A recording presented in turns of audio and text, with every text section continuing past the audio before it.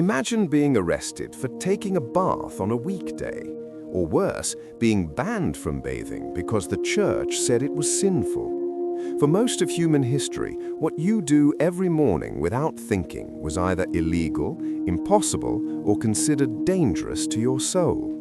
This is the story of how the bathtub went from public luxury to private necessity, and why our ancestors sometimes went years without bathing. If you love discovering the surprising history behind everyday objects while improving your English, hit that subscribe button and ring the bell. Every week we uncover fascinating true stories that will change how you see the world around you. Now, let's dive into the history of the bathtub. The story begins not with privacy, but with crowds. In ancient civilizations, bathing wasn't something you did alone in your home. It was a social event, a religious ritual, and a mark of civilization itself. Picture the Indus Valley around 2500 BCE in what is now Pakistan and India. Archaeologists have discovered the Great Bath of Mohenjo-daro, one of the earliest public bathing structures in human history. This wasn't just a place to get clean. It was 12 meters long, 7 meters wide, and built with remarkable precision. Waterproof brick, sophisticated drainage systems, and steps leading down into the pool. The civilization that built this understood hydraulic engineering in ways that wouldn't be matched for thousands of years. But it was the ancient Greeks and Romans who turned bathing into an art form. Greek homes had dedicated bathing rooms called lotron, where wealthy families would wash using large ceramic basins. But the real innovation came from Rome. Roman bathhouses, thermae, were architectural marvels. Imagine buildings covering entire city blocks with multiple rooms, the frigidarium, tepidarium, and caldarium. The largest, the baths of Diocletian, could accommodate 3,000 bathers at once. 3,000 people bathing together, socializing, conducting business, exercising, reading in libraries, getting massages. Here's what's fascinating. Romans didn't just wash for hygiene. Bathing was central to their identity as civilized people. To be Roman meant to bathe daily. They built aqueducts spanning hundreds of miles just to supply their bathhouses with fresh water. The technology was extraordinary. Heated floors using hypocaust systems where hot air circulated beneath stone floors, warming the rooms above. And these weren't just for the rich. Public bathhouses charged minimal fees. A slave could afford to bathe. Children bathed free. Rome democratized cleanliness in a way the world wouldn't see again for nearly 2,000 years. But there's a darker side we need to acknowledge. Roman baths used communal sponges on sticks for cleaning after using the toilet, shared by everyone. Medical historians believed this spread diseases. The warm, crowded bathwater, rarely changed, became a breeding ground for infection. Romans were clean, but their bathing practices had unintended consequences. But then something catastrophic happened that made bathing almost disappear for Europe for over 1,000 years, and the reason might shock you. When Rome fell in 476 CE, so did the culture of bathing. The aqueducts crumbled, the bathhouses were abandoned or destroyed, and Europe entered what we might call the Great Unwashed period. But it wasn't just the loss of infrastructure. Something more sinister happened. The Christian Church began preaching against bathing. Medieval church authorities viewed bathing with deep suspicion. Why? Because Roman baths had become associated with promiscuity and pagan ritual. The nakedness, the pleasure of warm water, all of it seemed sinful to early Christian leaders. Saint Benedict wrote rules for monks that discouraged frequent bathing. Saint Francis of Assisi believed that dirtiness was next to godliness, a sign of humility and rejection of worldly pleasure. Some medieval saints were actually praised for never bathing. Saint Agnes allegedly never washed her entire life.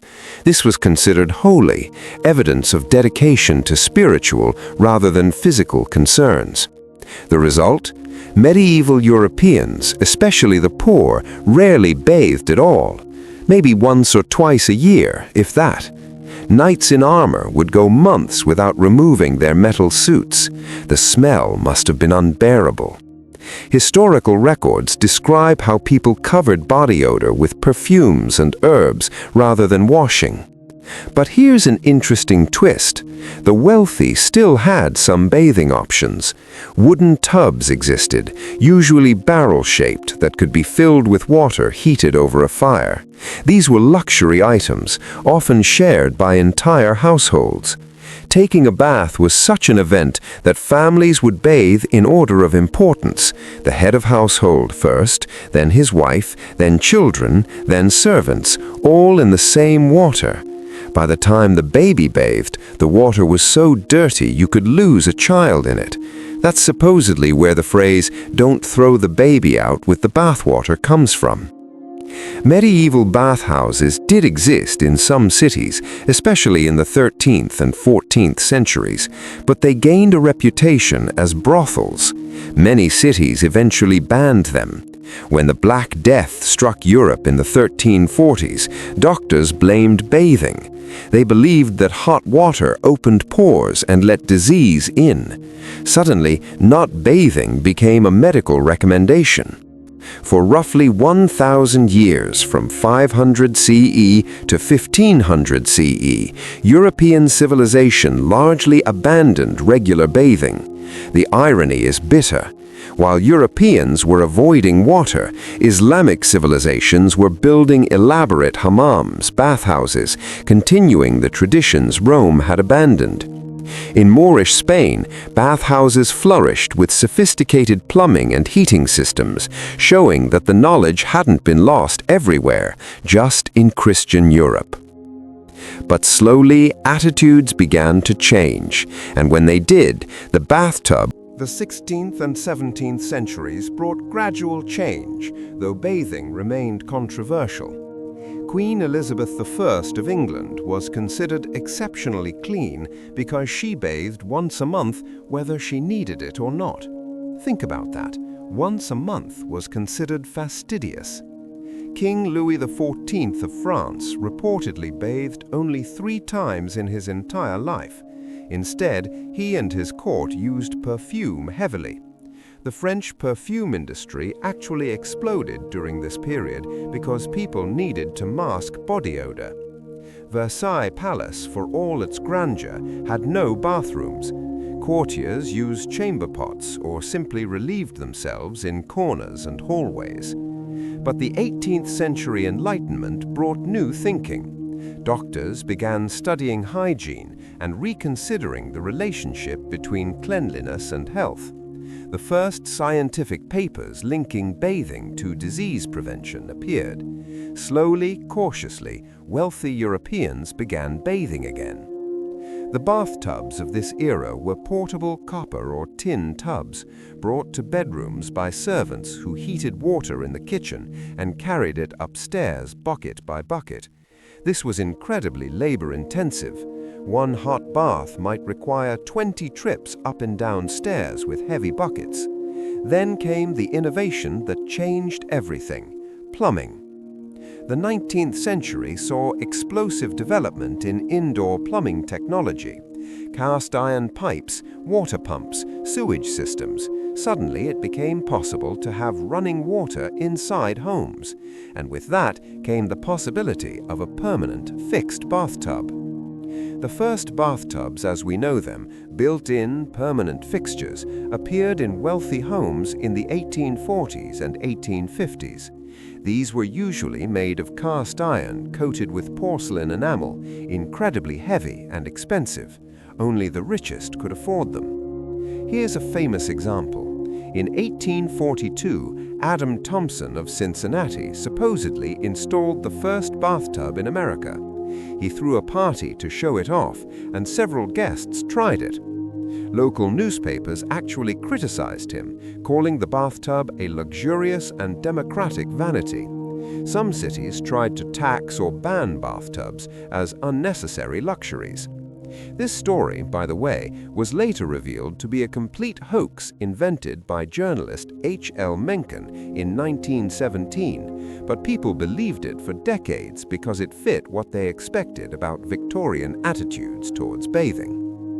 The real story is more gradual. Bathtubs spread slowly among the wealthy in the mid-1800s. Hotels began installing them as luxury amenities. The phrase, "a room with a bath," became a selling point. But for most people, bathing still meant a tin tub in the kitchen, filled with water heated on the stove. The breakthrough came with two inventions, the gas water heater in the 1860s and the electric water heater in the 1890s. Suddenly, you didn't need servants hauling buckets. Turn a tap and hot water flowed. This was revolutionary. But even with technology advancing, there was still a major problem. Bathtubs were for the rich. How did bathing become affordable for everyone? The answer involves war, public health crises, and a change in what we believed about cleanliness. The late 19th and early 20th centuries saw a perfect storm of factors that made bathing universal in developed countries. First, the germ theory revolution. In the 1860s, 1880s, Louis Pasteur and Robert Koch proved that diseases were caused by microorganisms. Suddenly, cleanliness wasn't just about comfort or morality, it was about survival. Public health campaigns began promoting daily washing. Cleanliness is next to godliness took on new scientific meaning. Second, industrialization and urbanization. Millions of people crowded into cities, living in close quarters. Disease spread rapidly in unsanitary conditions. Governments realized that public health required public bathing facilities. Cities across Europe and America built public bathhouses specifically for the working poor who had no bathing facilities at home. In New York City, by 1915, there were over 60 public bathhouses serving different neighborhoods. These weren't like Roman thermae, they were functional, with individual shower stalls and bathtubs, supervised times for men and women separately, and strict rules. But they were free, or nearly free, and they were packed. On weekends, people would wait in long lines for their turn to bathe. Third, World War I changed attitudes. Soldiers in trenches faced terrible hygiene conditions, leading to diseases like trench foot and typhus. Military doctors pushed for regular bathing and clean uniforms. When soldiers came home, they brought these habits with them. The generation that fought WW1 became the generation that demanded bathrooms in every home. Mass production techniques developed during the war were applied to bathroom fixtures. Companies like Kohler and American Standard began manufacturing affordable porcelain bathtubs, sinks, and toilets. What cost a year's wages in 1900 might cost a month's wages by 1930. The 1920s to 1950s saw the bathroom become standard in middle-class homes. Builders started including bathrooms in housing designs by default. The famous Levittown developments, mass-produced suburban homes built after WW2, all included full bathrooms with bathtubs. By 1950 in America, over 80% of homes had complete indoor plumbing. The bathtub had become expected, not exceptional. But the story doesn't end there. The bathtub continued evolving. The 1960s brought acrylic and fiberglass tubs, lighter, cheaper, easier to install than cast iron. The 1970s brought jetted whirlpool tubs, turning the bath into a luxury spa experience. The 1980s saw the first jacuzzis becoming popular in middle-class homes. The 1990s brought deep soaking tubs, inspired by Japanese ofuro bathing culture. And in the 21st century, we've seen another shift, the decline of the bathtub. In many modern homes, especially smaller apartments and condos, bathtubs are being removed in favor of walk-in showers. The argument is efficiency.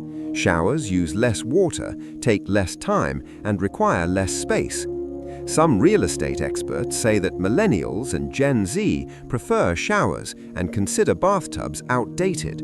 But there's a counter-trend too. Luxury freestanding tubs, often placed as centerpieces in bathroom designs.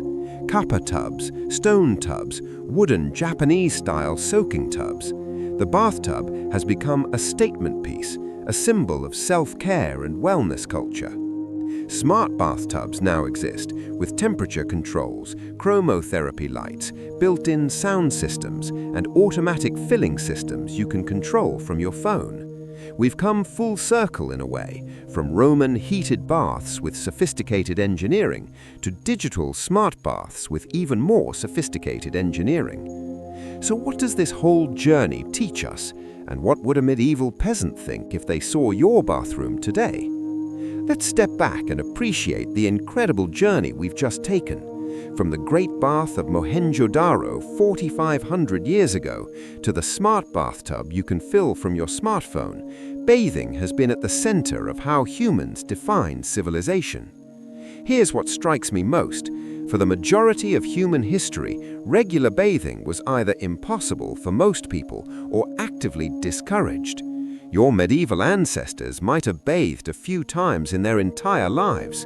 Your great-great-grandparents might have shared a single tin tub with 10 family members, bathing once a week if they were lucky. And now we have private bathrooms with unlimited hot water where we can soak in peace whenever we want. We complain if the water pressure isn't quite right or if the temperature fluctuates slightly. We take for granted something that would have seemed like impossible luxury to 99% of humans who ever lived.